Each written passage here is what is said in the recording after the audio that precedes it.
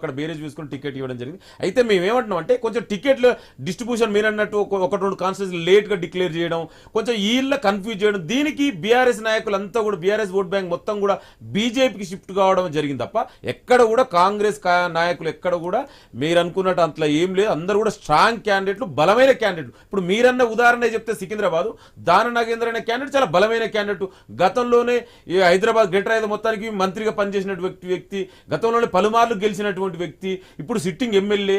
అదలాంటిది ఏది. అయితే నేను అదే చెప్తున్నా, కుట్ర ఎక్కడ జరిగిందంటే బీఆర్ఎస్ పార్టీ చేసినటువంటి కుట్ర ఇవాళ బీజేపీకి సపోర్ట్ చేయడం. ఆ కుట్రను మేము బహుశా పసిగట్టలేకపోయినాం.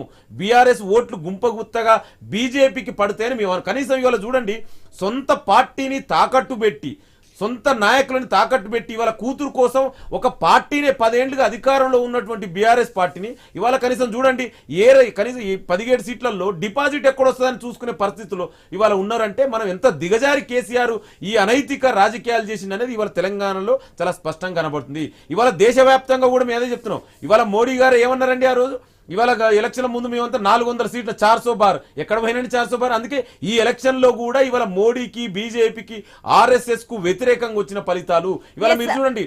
ఎలక్షన్ సర్వేలలో ఎన్ని కాంగ్రెస్ పార్టీకి, ఇండియా అలయన్స్ కి ఎన్ని సీట్లు ఇచ్చారు, ఇవాళ ఎన్ని వచ్చినాయంటే ఈ యొక్క తీర్పు అనేది ప్రజాస్వామ్యానికి, భారత రాజ్యాంగానికి జరిగిన మధ్య ఎలక్షన్స్. అందుకే ఇవాళ ఈ దేశంలో ప్రజాస్వామ్యం, భారత రాజ్యాంగం గెలిచింది, మోడీ నైతికంగా ఓడిపోయింది. ఇప్పుడు సీఎం సొంత జిల్లాలో కూడా అక్కడ బీజేపీ గెలిచింది, కాంగ్రెస్ ఓడింది. అంటే మరి దీన్ని ఎలా చూస్తారు? నేను అదే చెప్తున్నాండి. ఇవాళ వంచంద్ర కూడా ఓడిపోయింది. మరి ఎమ్మెల్సీ అనేది చాలా డిఫరెంట్ ఎలక్షన్. ఎందుకంటే గతంలో 10 ఏళ్లుగా పరిపాలించిన బీఆర్ఎస్ లోకల్ బాడీలో మెజార్టీ ఎవరు రండి, మాకు లోకల్ బాడీలో మా మెజార్టీ 100 మెంబర్స్, అయినా కూడా మాకు అక్కడ 400 చిల్లర వచ్చినాయి. అయితే అది ఎందుకంటే ఇప్పుడు మీరు అన్నట్టు ఎమ్మెల్సీ డిఫరెంట్, కానీ ఇప్పుడు లోక్సభ అయితే ఖచ్చితంగా అందరూ ఒక టార్గెట్ తో వెళ్తున్నారు. ఆ రకంగానే కాంగ్రెస్ కార్యకర్తలు పనిచేస్తున్నారు.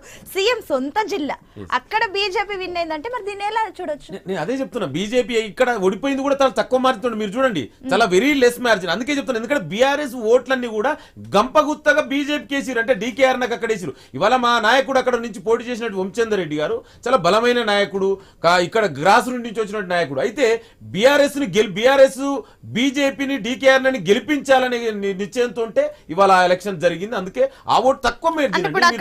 ఇప్పుడు సొంత జిల్లా సీఎం సొంత జిల్లా కాబట్టి రేవంత్ రెడ్డి ఓడిపోయాడు అనుకోవచ్చా, కాంగ్రెస్ ఓడిపోయింది అనుకోవచ్చా? అది ఇక్కడ ఏం లేదండి.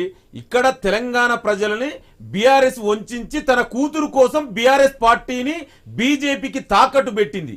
సో అంతే తప్ప ఎక్కడ కూడా ఇవాళ తెలంగాణ ప్రజలందరూ కాంగ్రెస్ ప్రజాప్రభుత్వం వైపు ఉన్నారు. ఇవాళ ముఖ్యమంత్రి గారు కూడా చాలా స్పష్టంగా చెప్పారు.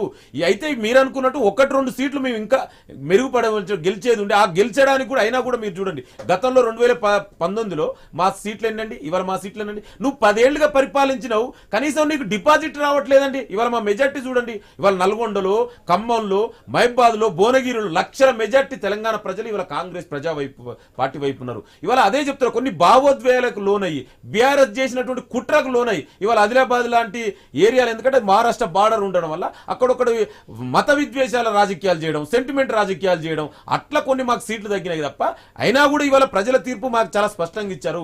8 సీట్లు అంటే మామూలు విషయం కాదు. మేము గతంలో మాకు ఎన్ని వచ్చినాయండి, ఇవాళ మేము అధికారంలోకి వచ్చి ఎన్ని రోజులు అవుతుందండి, 2 నెలల పైగా ఇవాళ మోడల్ కోడ్ ఆఫ్ కండక్ట్ అమల్లో ఉంది. అయినా కూడా తెలంగాణ ప్రజలు మా వైపు ఉన్నారు అనేది ఈ తీర్పే చాలా స్పష్టం. బీఆర్ఎస్ చేసిన కుట్రను మేము పసిగట్టలేకపోయినాం. బీజేపీకి ఓట్ ట్రాన్స్ఫర్ చేస్తారనే కుట్ర ఇవాళ వాళ్ళు తెలంగాణ ప్రజలు వంచిరు. నీకు దమ్ముంటే నీ సొంత పార్టీ కనీసం డిపాజిట్ నువ్వు ఒక సీటు గెలవలే, 10 ఏళ్ళుగా అధికారంలో ఉండి ఇవాళ కేసీఆర్ ఎక్కడ పెట్టుకుంటాడు ముఖం? నీ బిడ్డ కోసం ఇవాళ పార్టీనే తాకట్టు పెట్టినటువంటి దుర్మార్గమైనటువంటి కేసీఆర్ ఆ నీచ కుట్రను మేము అర్థం చేసుకోలేకపోయినాం. ఓకే అండి, ఇప్పుడు దేశవ్యాప్తంగా ఎలక్షన్స్ కి సంబంధించిన రిజల్ట్స్ చూస్తే కూడా మరోపక్క గతంతో పోలిస్తే ఇండియా కూటమి, ఎన్డీఏ కూటమిని రెండు పక్కపక్కన చూస్తే అనుకున్న దానికంటే మించి చాలా ఎక్కువగా ఇండియా కూటమి చాలా దగ్గరగా వచ్చింది. అంటే ఇండియా కూటమికి 294 వస్తే అక్కడ ఇండియా కూటమికి 231 సీట్లు వచ్చాయి. అంటే చాలా దగ్గరగా ఉన్నాయి. టగ్ ఆఫ్ వార్ ఇచ్చింది ఈసారి ఇండియా కూటమి. దీన్ని ఏ రకంగా చూస్తున్నారు? అదే చెప్తున్నాం అండి, 10 ఏళ్లుగా దేశాన్ని పరిపాలిస్తున్నటువంటి నియంతృత్వ మోడీ, ఫాసిస్ట్ మోడీకి వ్యతిరేకంగా ఇచ్చినటువంటి ఫలితాలు. ఇవాళ వాళ్ళు ఎంతసేపు విద్వేష, విషపూరిత మత రాజకీయాలు చేసిరు తప్ప ఎక్కడ కూడా అభివృద్ధి, సంక్షేమం గురించి మాట్లాడిన వ్యక్తి ఇవాళ బీజేపీ, ఆర్ఎస్ఎస్ నాయకులు. ఇప్పుడు ఈ నంబర్స్ మీకు ఏదైతే ఇప్పుడు చెప్పానో ఇవన్నీ జస్ట్ ఇప్పుడు లీడింగ్ లీడింగ్ లో ఉన్నాయి. అంటే ఇంకా ఇవి పెరగచ్చు తగ్గొచ్చు. అంటే దీన్ని ఎలా చూస్తున్నారు? ఇంకా పెరుగుతాయి అనుకుంటున్నారా లేదంటే తగ్గుతుందా? నేను అదే చెప్తున్నా, ఇంకా చివరి వరకు వెయిట్ చేయండి. ఇవాళ రేపు కేంద్రంలో కాంగ్రెస్ పార్టీ ఆధ్వర్యంలో ఇండియా అలయన్స్ గెలవబోతుంది, ప్రభుత్వాన్ని ఏర్పాటు చేయబోతుంది. ఎందుకు అనేది కూడా